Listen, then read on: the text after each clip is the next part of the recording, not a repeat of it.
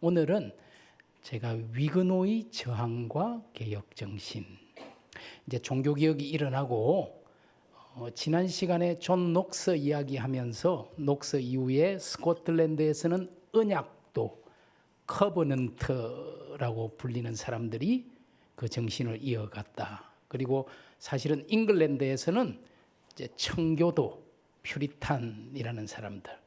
근데 제가 오늘은 프랑스의 프로테스탄트, 위그노라고 불리는 사람들에 대해서 이제 여러분들에게 좀 소개를 하도록 하겠습니다. 위그노의 저항과 개혁 정신이라는 주제입니다.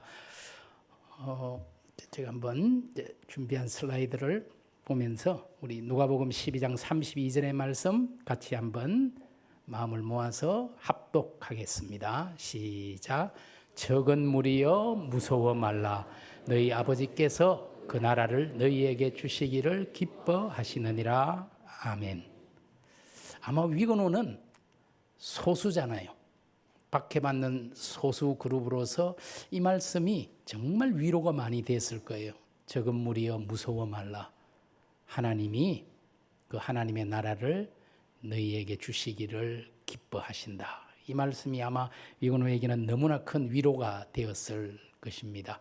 이 사람은 이제 16세기 종교개혁이 일어날 당시 프랑스의 왕이었던 프랑수아 1세라는 사람입니다. 여러분 루터의 종교개혁이 1517년에 시작이 됐으니까요. 이제 프랑스에서는 그때 왕이 프랑수아 1세였습니다. 거의 30년 이상을 통치했던 16세기 프랑스의 국왕이었는데요. 이 사람이 굉장히 열려있는 소위 르네상스 맨이었습니다. 르네상스라는 운동이 새로운 것들에 대해서 좀 더 유연성을 갖고 이제 열린 자세로 새로운 이야기들을 받아들이는데 이 사람도 그런 사람이어서 사실은 또 예술도 좋아했어요. 다빈치, 레오나르도 다빈치라는 사람이 이제 이탈리아에서 활동했지만 그 마지막은 프랑스에서 살다가 죽어서 무덤이 프랑스에 있습니다. 프랑스 앙부아즈라는 성에 묻혀 있는데요. 이 프랑스와 1세가 초청을 한 거예요. 이제 다빈치를 초청해서 그래서 모나리자라는 그림도 루브르에 걸려 있고 물론 프랑스가 이제 나중에 여기저기서 다 가져와서 루브르를 채우기는 했지만요. 이제 다빈치도 초청해서 함께 교류할 만큼 그래서 앙부아즈 성에 가면은 다빈치의 무덤이 이제 있습니다. 사실 이 사람이 좀 더 개방적인 마음, 르네상스 정신을 갖고 있었기 때문에 종교개혁자 깔뱅도 프랑스는 아주 전통적인 가톨릭 국가고 지금도 그렇다고 말할 수 있습니다. 대부분의 국민들이 가톨릭 신자들이에요. 근데 원래 프랑스에는 원칙이 있었습니다. 하나의 왕, 하나의 법, 하나의 종교. 그 왕이 하나여야 된다. 여러분 프랑스가 강한 민족주의, 그리고 법도 하나, 그리고 종교도 하나여야 한다. 그때 하나의 종교는 당연히 가톨릭이죠. 하지만 이 사람이 좀 더 열려있는 사람이니까 혹시라도 프로테스탄트를 인정해 줄지도 모르겠다 싶어서 깔뱅이 자기의 대표작 1536년에 출판된 기독교 강요라는 책을 바로 이 사람에게 헌정했습니다. 그래서 지금도 기독교 강요 제일 앞에 보면은 프랑스와에게 바치는 헌사.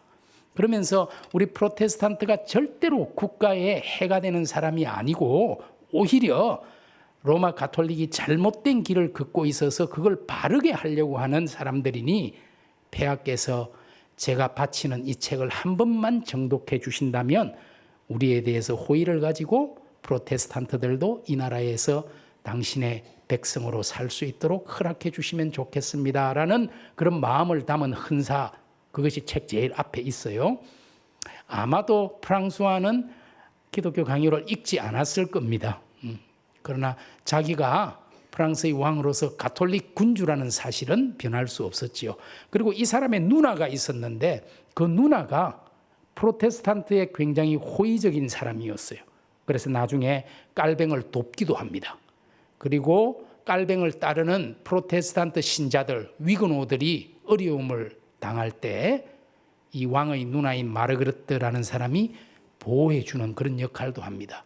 이 왕도 누나를 워낙 좋아했기 때문에 그 누나가 또 프로테스탄트의 호의적이니까 깔뱅은 착각을 한 거예요. 혹시 이 사람이 우리를 좀 인정해주고 도와주지 않을까. 그러나 그것은 뭐 기대하기 어려운 이야기였지만요. 어쨌든 프랑스와 1세의 뒤를 이어서 그 아들이었던 앙리 2세가 왕이 됐거든요. 앙리 2세, 물론 뭐 프랑스의 왕은 다 가톨릭 군주지요. 앙리 2세가 이제 결혼을 했는데 그 결혼한 사람이 동갑내기입니다. 카트린이라는 사람이에요. 근데 뒤에 보시면 메디시스라고 되어 있잖아요. 이탈리아 피렌체 메디치 가문의 여자입니다. 16세기 유럽을 대표하는 거부가 두 명이 있었잖아요. 하나는 바로 피렌체의 메디치 가문이고 또 하나는 독일 아우크스부르크의 야콥 푸거라는 사람입니다. 그런데 이 돈이라는 것이 정치에서는 너무 중요하니까 정략 결혼으로 많이 이루어졌어요. 그래서 프랑스의 앙리 2세도 메디치 가문의 여자와 결혼을 하게 됐어요. 자기의 큰 돈줄이기 때문에. 근데 이 메디치 가문이 사실은 굉장히 이게 뭐 별 볼 일 없는 집안이거든요. 그냥 중산층 이하. 그런데 이 사람들이 어떻게 하다가 은행업에 손을 대면서 그때 막 새로운 자본주의가 막 일어날 즈음이니까요. 이 은행업을 통해서 엄청난 부자가 된 겁니다. 그래서 어느 정도 부유했느냐면요. 교황을 셋이나 이 집안에서 배출했어요. 여러분 루터를 파문했던 레오 10세, 클레멘트 7세, 레오 11세라는 세 명의 교황이 이 메디치 출신입니다. 그리고 딸들도 주로 왕족과 결혼합니다. 다 그만큼 돈의 힘이 강력했던 거죠. 그리고 이 카트린이 앙리와 사이에서 한 10명의 자녀를 낳았는데요. 그중에 세 아들이 앙리 2세를 이어서 계속 왕이 됩니다. 그래서 실제로 앙리 2세가 죽고 나서 프랑스의 최고 권력자는 바로 이 여자였어요. 세 명의 아들 뒤에서 섭정왕으로서 프랑스뿐만 아니라 16세기 유럽 전체를 지배하는 한 사람이 바로 이 메디치 가문 출신의 카트린이라는 여인입니다. 그런데 사실 여인으로서는 좀 불행했어요. 왜냐니까 앙리 2세가 다른 여자를 너무 좋아했어요. 그 여자가 바로 이제 이 여자입니다. 디안이라는 여자예요. 영어로 보면 다이애나잖아요. 디안 부아티에 출신의 디안이라는 이 여성은 사실은 앙리보다 20살 연상입니다.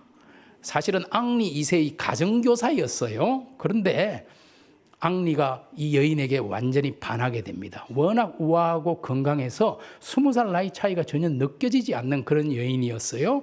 그래서 앙리 2세는 이 여자에게 마음을 다 빼앗겼으니까 카트린은 굉장히 외로웠어요.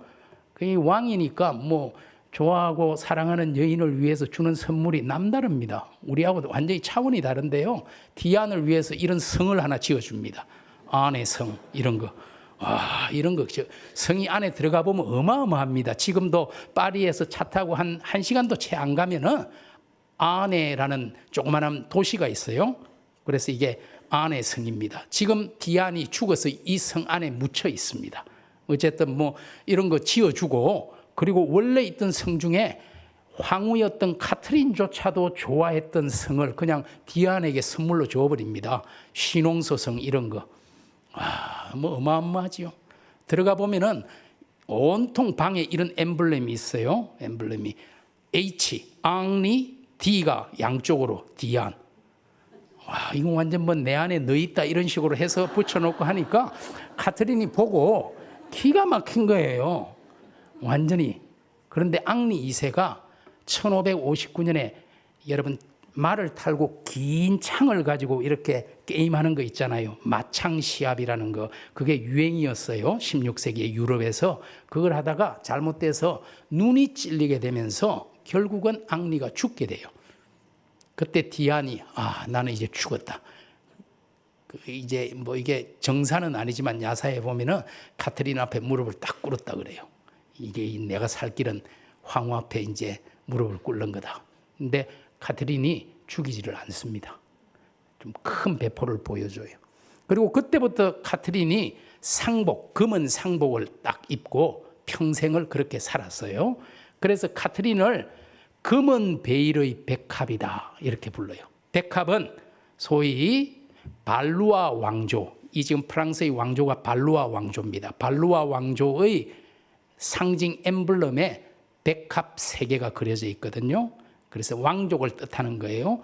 검은 베일의 백합이라고 불렸던 여자가 바로 카트린 더 메디시스라는 여인인데, 그 아들이 프랑수아 2세가 1559년 앙리가 갑자기 죽고 이 아들이 이제 왕이 됩니다.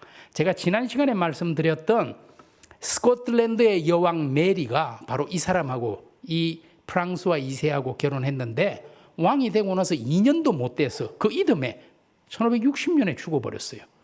그래서 이 스코틀랜드의 메리도 결국은 다시 스코틀랜드로 돌아가고 존 녹스와 이렇게 투쟁이 일어나고 그렇게 됐던 그 장본인 프랑수아 2세.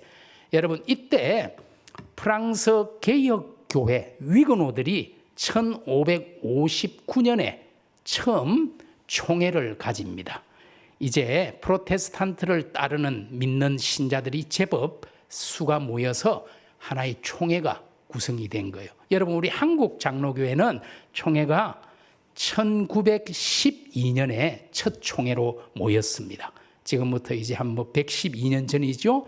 그런데 프랑스 개혁교회는 1559년, 지금 파리에 가시면 이 장소가 그대로 남아 있어요. 지금 미술관이 됐는데요. 이 지하에 넓은 공간이 있는데 거기에서 1559년에 이 위그노 1차 총회가 모였습니다. 그리고 프랑스 개혁교회는 지금까지 거의 500년 역사를 통과하면서 이어져 오고 있는데요. 이제 프랑스와 2세 때 위그노가 처음 세력으로 결집되었다. 그 다음 왕이 샤를 9세라는 사람입니다. 뭐가 내려오는 것 같은데요. 이건가요? 샤를 9세라는 사람인데요. 제법 긴 시간 통치를 했잖아요. 이때 위그노들이 굉장한 박해를 받게 됩니다. 이제 위그노가 프로테스탄트 신자가 점점 많아지니까 하나의 왕, 하나의 법, 하나의 종교라는 프랑스의 철학에, 원칙에 맞지 않는 거지요. 그래서 이제 박해가 이루어지기 시작해요. 8번에 걸친 위그노 박해가 일어납니다. 그걸 우리는 역사에서 위그노 전쟁이다 그렇게 부르는데, 일방적으로 위그노가 당하는 거죠. 뭐 힘을 합해봐야 군대를 당할 수는 없잖아요. 프로테스탄트가 많이 학살당합니다. 하지만 처음에는 푸아시 해담, 파리 바로 옆에 한 차로 20-30분만 가면은 푸아시라는 도시가 있는데, 그곳에서 1561년 저 위에 보시면 9월 9일에서 26일이라고 쓰여져 있나요? 9월에 이 푸아시에서 카톨릭을 대표하는 사람들과 위그노의 대표들이 모여서, 자, 이제 종교 문제로 너무 갈등하고 싸우고 분쟁하지 말자. 그리고 평화롭게 지내자. 우리가 위그노에게도, 프로테스탄트 신자들도 파리 대도시에서는 안 돼. 그러나 밖에서는 자기들끼리 모여서 조금씩 예배 드리는 거는 봐줄게. 그러니까 앞으로 사이좋게 공존하자. 이런 회담이 1561년 9월에 열렸지만 6개월 후에 1562년 3월 1일 날 바깥 시골에서 예배드리던 위그노들을 가톨릭 군대가 가서 전부 다 죽여버리는 바시의 학살, 바시라는 마을에서 일어났던, 저게 이제 1562년 3월 1일 창고에서 예배드리던 위그노를 우리 프랑스의 유명한 가톨릭 가문 기저의 프랑수아라는 공작이, 기저 가문의 프랑수아가 완전히 위그노를 다 죽여버립니다. 이때부터 위그노는 이제 순환의 길을 걷기 시작해요. 그래서 8차례나 이런 학살을 당하게 된답니다. 그 중에서 제일 끔찍한 일이 바로 4차 위그노 학살이에요. 1572년 8월 24일. 8월 24일이 가톨릭의 소위 성인 중에, 여러분 성경에 나오는 예수님의 12제자 중에 바돌로메라는 사람이 있잖아요. 바르톨로뮤 성인의 축일입니다. 그날 그 바돌로메를 기억하는 축일인데, 그날 엄청난 학살이 일어났어요. 파리에서부터 시작해서 프랑스 전역으로 수만 명이 학살을 당합니다. 프로테스탄트 신자들이. 지금 여기는 이제 파리인데요. 사실 이 그림이 여러분 잘 안 보이시겠지만 그림의 저 뒤쪽에 까만 옷을 입은 여인이 바로 카트린입니다. 이제 잘 안 보이시죠? 그럴 것 같아요. 머리에 까만. 그리고 여기 2층에 하얀 옷 있죠? 네. 저 뒤에 있는 여인이 카트린이고 앞에 보이는 건물 2층에 하얀 옷을 입고 죽어 있는 그 사람이 바로 우리 프로테스탄트의 가장 강력한 지도자였던 프랑스 해군 제독 가스파르 콜리니라는 사람인데 이때 학살을 당합니다. 이 학살이 위그노의 왕자, 여러분 예전에는 지금은 없어졌지만 프랑스와 스페인이 국경을 맞대고 있는데요. 그 사이에 나바라라는 나라가 있었거든요. 그 나바라가 프로테스탄트 나라였습니다. 그런데 그 나바라의 왕자인 앙리라는 나바라의 앙리와 이 카트린에게 딸이 있었어요. 마르가리타라는 딸이, 그 둘이 결혼식을 하자. 그러니까 위그노와 카톨릭이 결혼하니까 앞으로 싸울 일은 없겠지 하고 사실은 일주일 전에 이렇게 결혼하기로 돼 있었어요. 그러니까 위그노 사람들이 전부 다 축하하려고 파리의 노틀담 대성당에서 했거든요. 파리로 다 온 거예요. 그런데 그게 함정이었어요. 이걸 기회로 위그노를 전체 소탕을 하기 위한 함정이었습니다. 이 그림이 참 재밌는 것이 앙리와 마르가리타가 눈동자를 보시면 완전히 서로 다른 데를 보고 있어요. 이제 이 이야기를 다룬 영화가 여러분 여왕 마고라는 이제 아마 보신 분도 계실 거예요. 여왕 마고가 바로 이 마르그리트입니다. 마르그리트를 마고라고 부르는데요. 이제 이런 일로 엄청난 학살이 일어났고요. 그 학살이 시작된 곳이 어디냐면요. 그 학살을 이끌었던 가톨릭 기즈 가문의 앙리가 너무 많아요. 근데 이 앙리가 학살을 시작한 곳이 바로 생제르맹 럭소루아라는 교회당입니다. 여러분 저 교회당에 높은 종탑 보이잖아요. 그 종소리가 신호였어요. 이 생제르맹 럭소루아 교회가 어디 있냐면요. 바로 루브르 박물관 옆에 있습니다.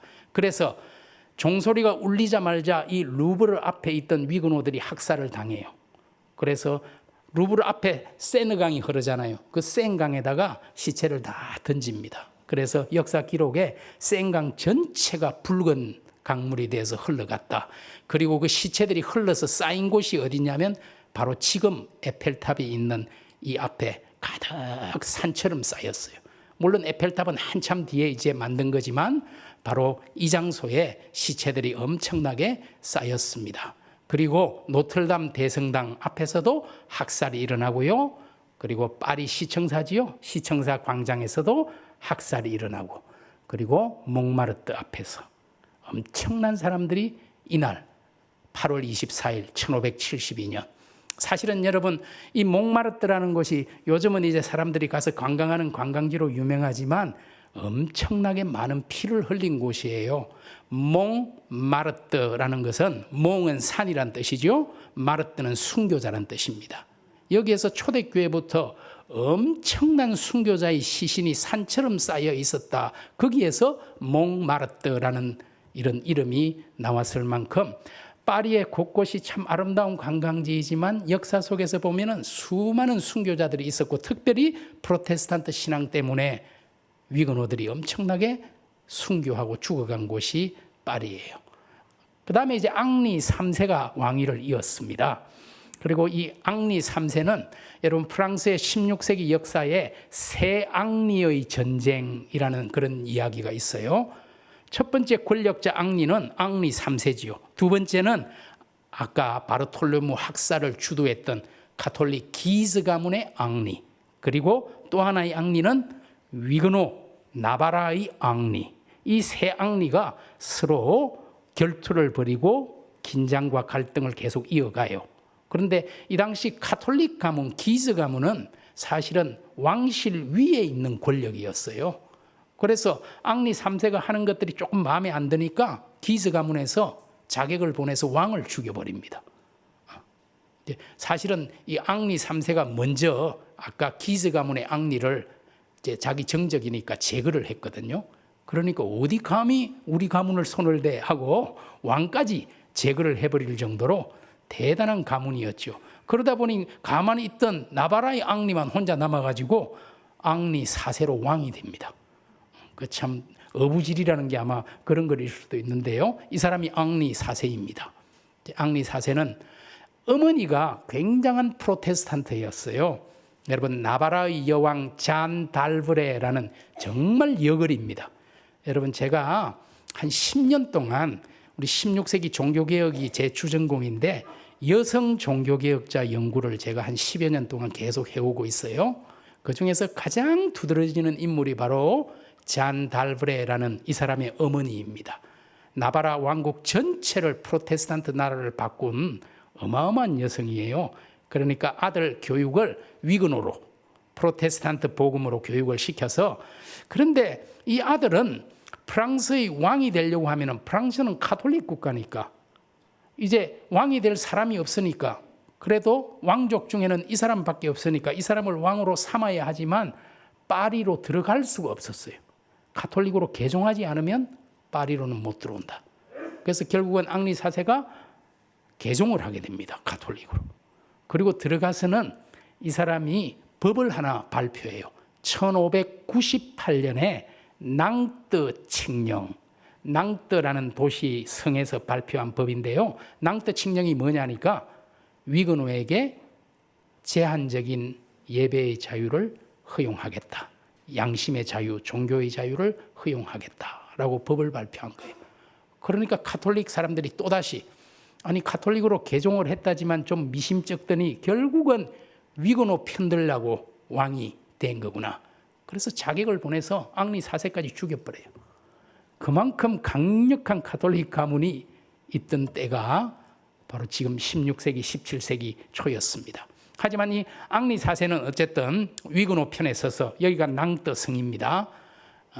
파리에서 서쪽으로 한 3시간, 4시간? 4시간쯤은 차로 열심히 달려도 겨우 도착할까요? 낭떠 성에서 이제 가면은 여기 표지석이 이렇게 있어요. 낭떠 칙령을 1598년 4월 13일 사인했습니다. 에디트 더 톨레랑스, 관용의 칙령에 대해서 제일 밑에 보시면은 프로테스탄트에게 종교의 자유를 부여했다. 이게 결국은 이 일 때문에 역시 앙리 4세 이 인간은 프로테스탄트야. 프로테스탄트 편을 들고 위근호에게 자유를 주고 있을 수 없어. 그래서 이제 죽게 된 거예요. 근데 이 사람이 이제 여러분 파리에 가면은 뽕네프라는 다리가 있어요. 제일 위에 이름이 나오죠. 뽕네프. 뽕네프의 연인들이라고 옛날 영화가 있어서, 그래가지고 막 이 다리가 엄청 유명해져가지고 연인들이 지금도 와서 그렇게 열쇠로 자물쇠를 걸어놓고 열쇠는 밑에 생강으로 던져버리고 그러고 있어요. 그런데 이 다리가 사실은 이름이 뽕네프라는 것은 새로운 다리, 뉴 브릿지라는 뜻이거든요. 근데 이게 지어진 게 보세요. 앙리 3세 때 시작해서 앙리 4세 대왕 때 완공이 되었다. 1607년에 완공된 다리니까 사실은 파리 세느강을 가로지르는 첫 번째 다리입니다.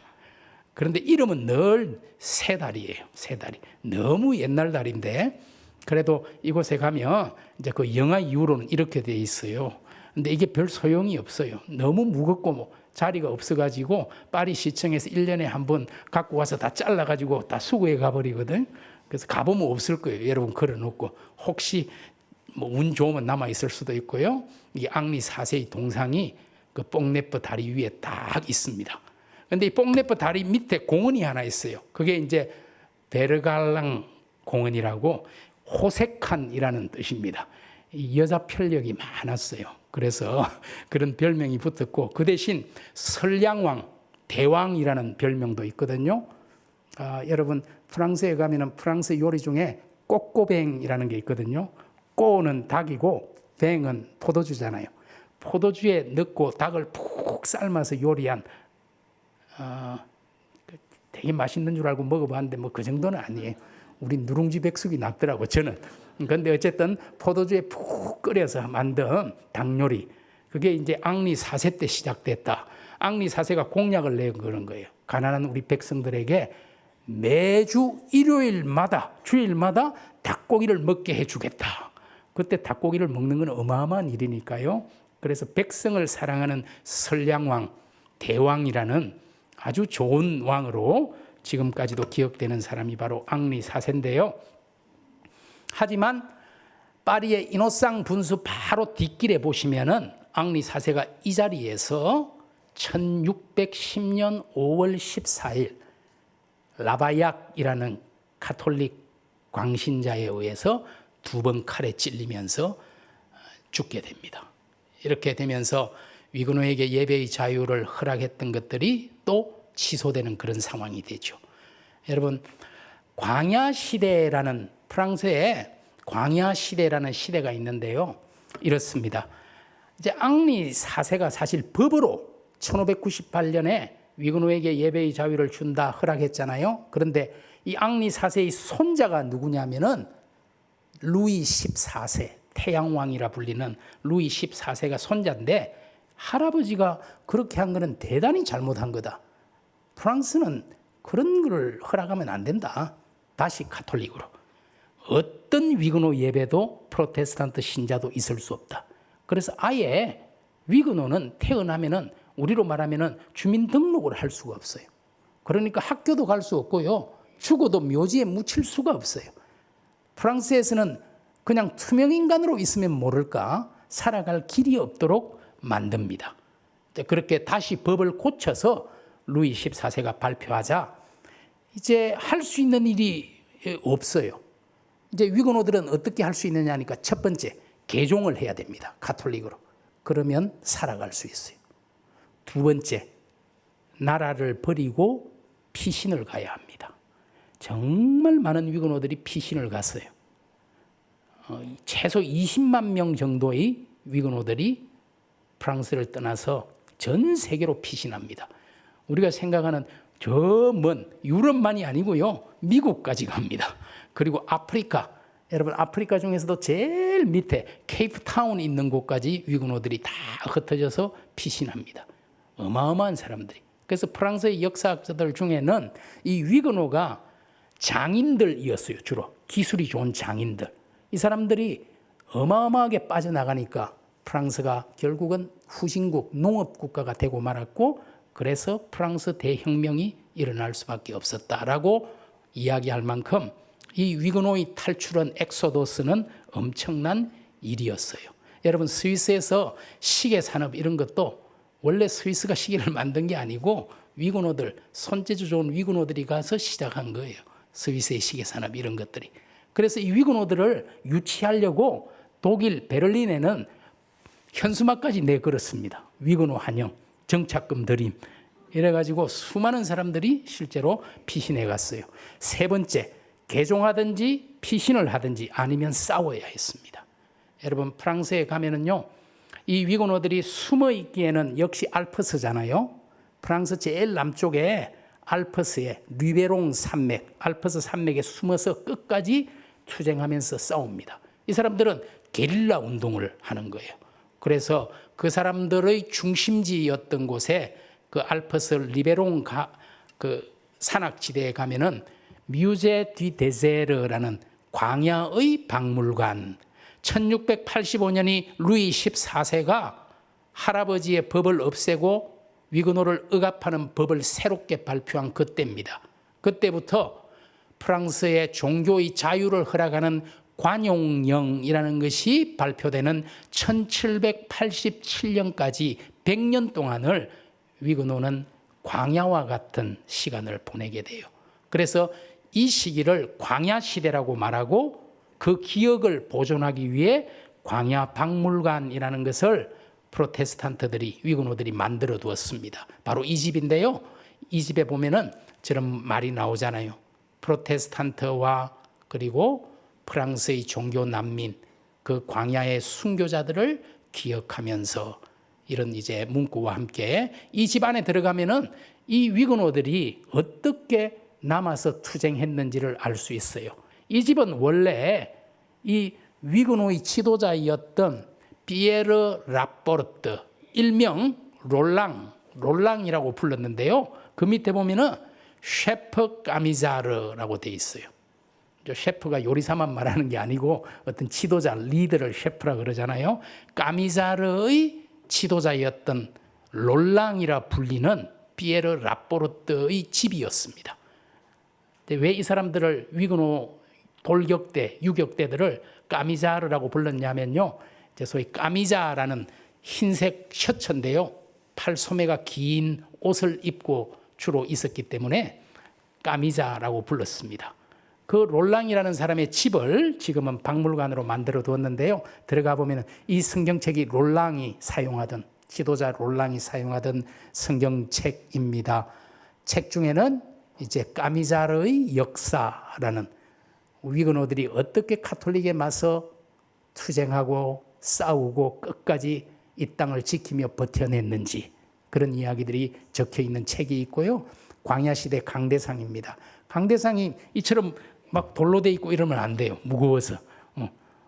하시라도 도망갈 수 있어야 되니까 밑에 발통 같은 것도 달려 있잖아요. 달려 있고 그리고 예배도 이제 광야에서 드렸고 하지만 이 어려운 때에도 우리 아이들의 교육만큼은 정말 철저하게 신앙교육을 시켰어요. 왜냐하면 이 신앙이 복음 교육이 바로 이루어지지 않으면 이게 단절되면 끝나는 거니까요.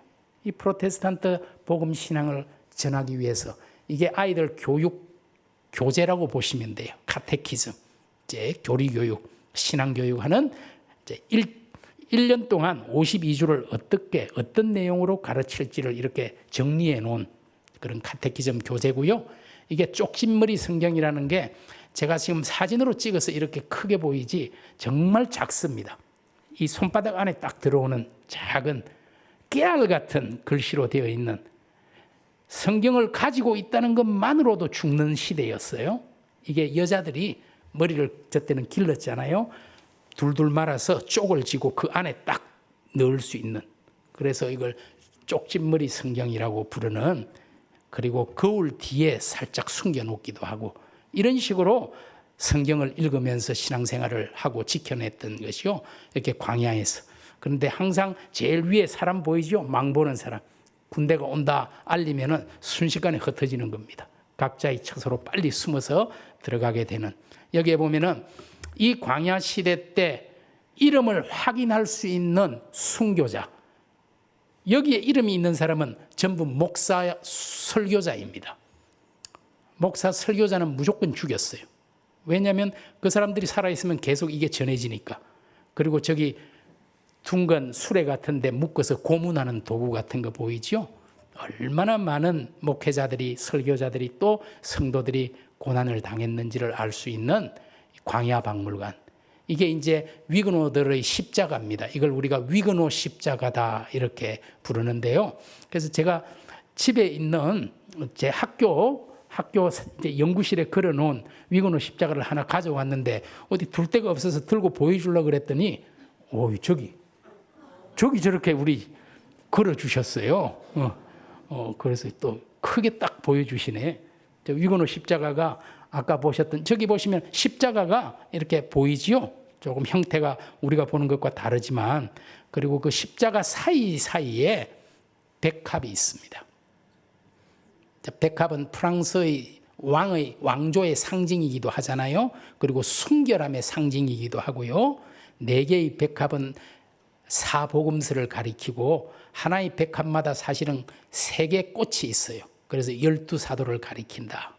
그리고 십자가가 있고, 그리고 밑으로 보면은 성령을 상징하는 비둘기가 있고, 이제 그다음 한번 보여주시겠어요? 슬라이더. 예, 이제 이것이 위그노 십자가, 이렇게 박물관 바닥에 있는 거예요. 이제 그다음 보시면은, 자, 위그노 십자가는 프랑스 프로테스탄트 신자들의 고난과 눈물, 하나님에 대한 헌신과 충성을 나타내주는 상징이라, 프랑스 개혁교회 1559년에 시작된 이 개혁교회 공식 로고에도 이 위그노 십자가의 문양이 딱 들어 있습니다. 근데 아까 우리 위그노 십자가 보셨는데 제일 밑에 이제 성령을 상징하는 비둘기도 있지만 어떤 위그노 십자가는 진주가 있어요. 진주 모양이. 그게 눈물입니다. 자기들이 흘린 눈물을 말해주는 거고, 또 백합 대신에 가시관으로 되어 있는 것도 있어요. 그들이 당한 고난과 눈물, 그런 것들을 상징하는 위그노 십자가. 그래서 이제 프랑스의 뮤제 데제르 같은 곳에 가면은 이런 이제 위그노 십자가를 사기도 하고, 이제 제가 많이 사와서 다른 사람들에게 선물도 많이 줬는데, 이제 그래서 다 주고 나서 남은 게 별로 없더라고요. 예. 그 다음에 한번 볼까요? 이제 자, 이 위그노 십자가에 대한 설명인데요. 이제 저렇게 생겼잖아요. 그래서 근데 저 사이에 십자가와 백합 사이에 하트, 심장 모양이 보이잖아요. 이 사람들이 깔뱅을 따르는 개혁교회 신자들이잖아요. 여러분, 깔뱅 제가 말씀드릴 때 내 심장, 내 마음을 주님께 바칩니다. 적시 그리고 진심으로. 이제 그것을 떠올리게 하는 이런 위그노 십자가이고요. 이게 메로라는 겁니다. 이게 뭐냐면요. 한 500원짜리 동전 같다고 생각하시면 돼요. 이제 메로라는 게 제가 한번 보여드리려고 가져온 것 같은데, 최종 저기서 보여드려야지 하고 위에서 보다가 놔두고 왔나 봐요. 500원짜리 동전 같은 건데요. 이게 이제 커뮤니온 토큰이라고도 불립니다. 커뮤니온이라는 것은 성찬식을 우리가 커뮤니온이라 그러잖아요. 이제 그래서 위그노들은 제가 가지고 왔네요. 옷도리에 넣은 줄 알았더니 바지 주머니에 있었네. 요만한 거에 딱 저겁니다. 이거 보시면 저 문양이 그대로 있거든요. 이제 그런데 이게 성찬식에 예배에 갈 때 이걸 보여줘야만 이 예배 장소로 들어올 수가 있어요. 아니면 가톨릭 첩자들이 들어와서 있다가 다 죽을 수 있어요. 전체가. 그래서 철저한 보안을 위해서 이게 마치 신분증 같은 거예요. 그리고 성찬의 떡과 잔을 받을 때 이 메로라는 이 커뮤니온 토큰을 줘야 합니다. 그리고 나서 나중에 나갈 때 다시 이걸 하나씩 받아갑니다. 그래서 지금 이 메로가 이제 그래도 많이 남아 있어요. 이제 이렇게 저도 이제 가서 이제 구한 메로를 몇 개 가지고 왔는데 다 주고 한 개는 제가 이제 가지고 있는데, 그 앞에 보면은 보세요. 저기 목자이신 그리스도가 한 손에는 주의 지팡이와 막대기가 나를 안위하시나이다. 지팡이를 들고 있고 또 나팔을, 양떼를 불러 모으고 신호하는 나팔을 불고 있는, 그리고 십자가와 배너가 있고 무화과 나무가 있고 발치에는 양떼들이 보이잖아요. 그리고 뒷면을 돌려보면은 태양과 6개의 별이 하나님 말씀에 비치지요. 그리고 성경 구절이 뭔가 기록되어 있죠. 저기에 메로에 기록된 성경이 바로 제가 처음에 보여드렸던 이 구절이 기록이 되어 있어요.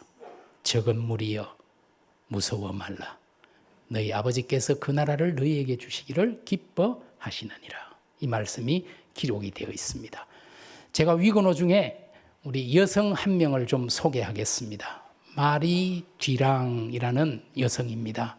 여러분, 광야 시대가 1685년부터 1787년까지라고 했잖아요. 딱 그 광야 시대에 여러분 세벤느, 저 알프스 산에서 태어났어요. 부모님들이 위그노였어요. 그래서 그 아들과 딸, 자녀들도 위그노로 살았습니다. 그런데 이 딸이었던 마리 디랑이라는 이 여자가 19살 때 가톨릭 군대에 의해서 체포가 됩니다. 그리고 57살이 될 때까지 38년을 감옥에 갇혀 삽니다. 그리고 풀려나자마자 얼마 후에 죽게 돼요. 평생을 38년을 10대 소녀가 38년을 감옥에서, 가톨릭으로 개종만 하면 나올 수 있는데 나가지 않아요. 끝까지 저항하는. 그래서 제가 제목을 위그노의 저항과 그랬잖아요. 진리를 위해서, 복음을 위해서 타협하지 않아요. 남자들만이 아니라 여자들이. 오빠도 있었거든요. 오빠는 설교자였습니다. 피에르 뒤랑이라는 이 오빠가 여러분 제네바에 가서, 깔뱅의 정신이 있는 제네바에서 신학 교육을 받고 목회자가 돼서 돌아가면은 위험하고 죽을 거라는 걸 알면서도 프랑스로 돌아옵니다. 그러다가 복음을 전하다가 결국 잡히게 돼요. 그래서 프랑스 남부 도시 몽펠리에라는 도시에서 거열형에 순교하게 됩니다. 사지를 다 묶어서 찢어 죽이는 그런 처참한 이제 죽음을 당하게 됐는데요. 설교자니까 목회자니까 당연히 죽는 거고, 이제 이 딸은 여인이었기 때문에 감옥에 가두어 두는 거예요.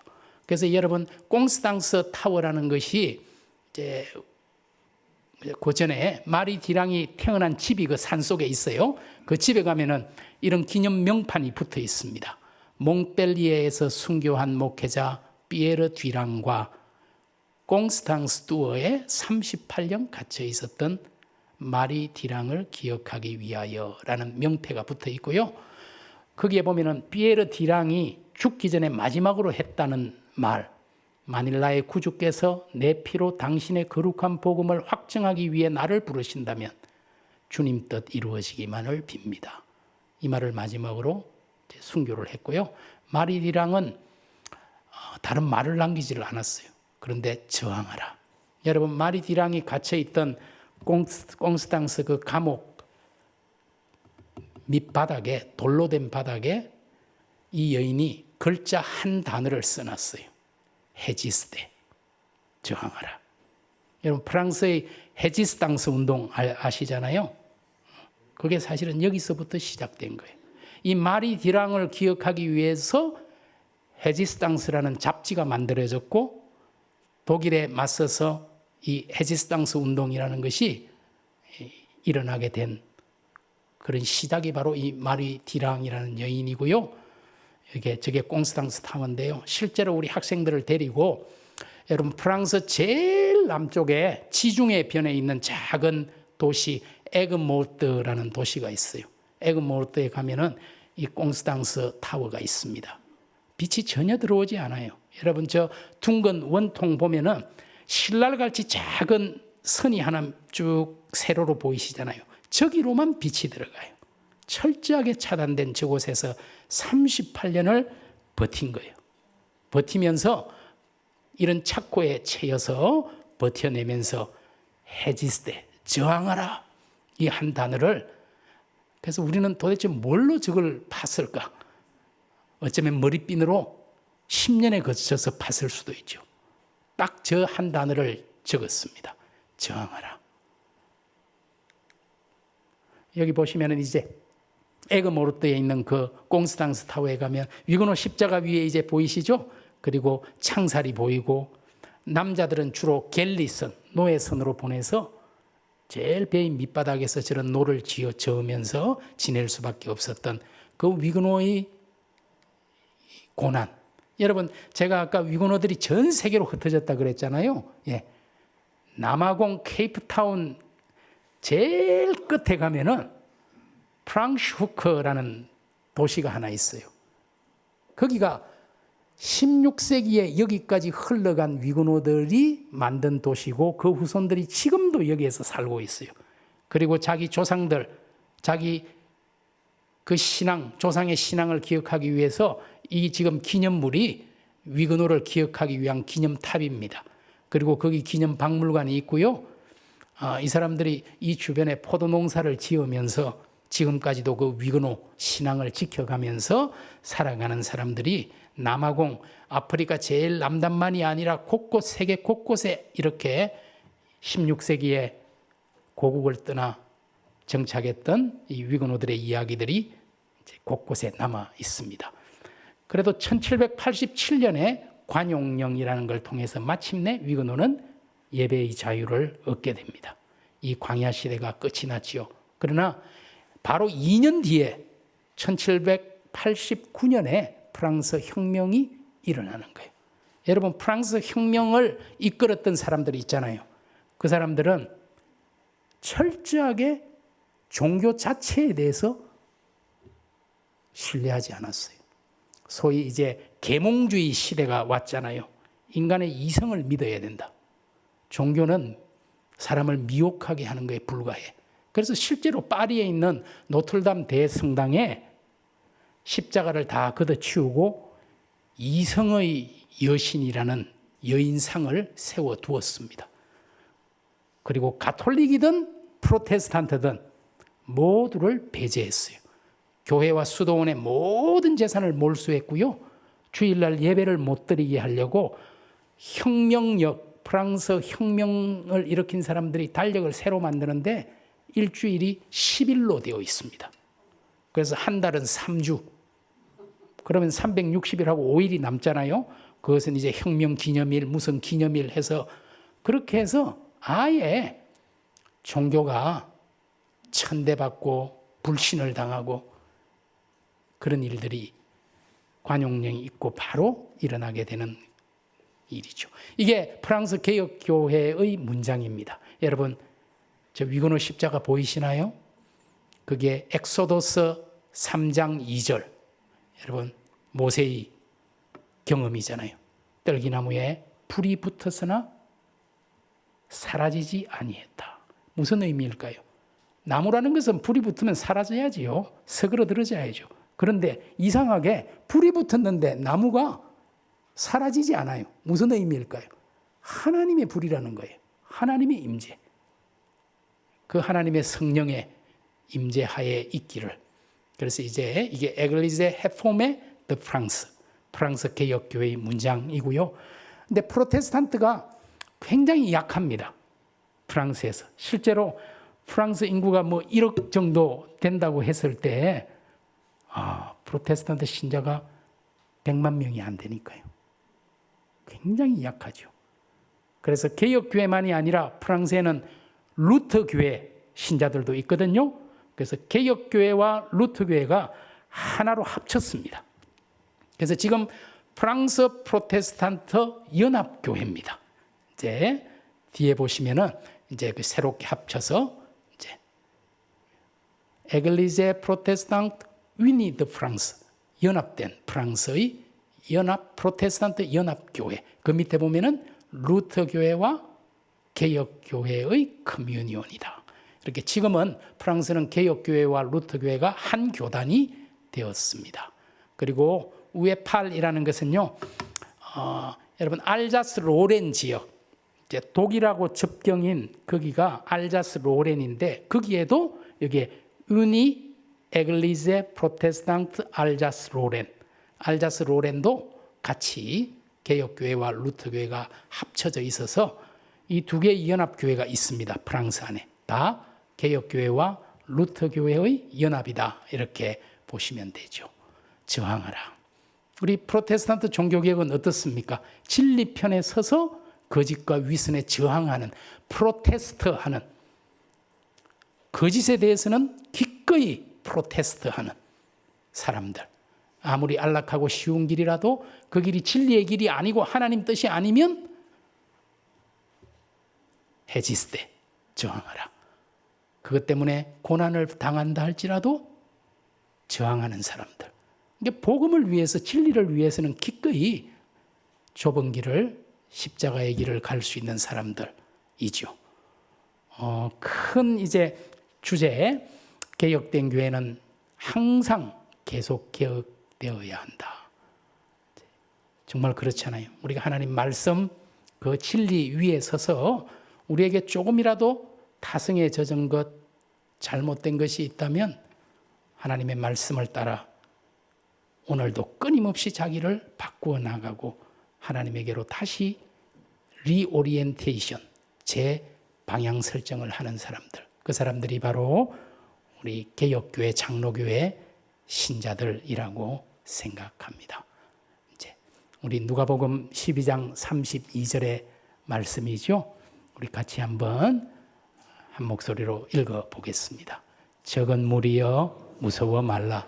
너희 아버지께서 그 나라를 너희에게 주시기를 기뻐하시느니라. 아멘.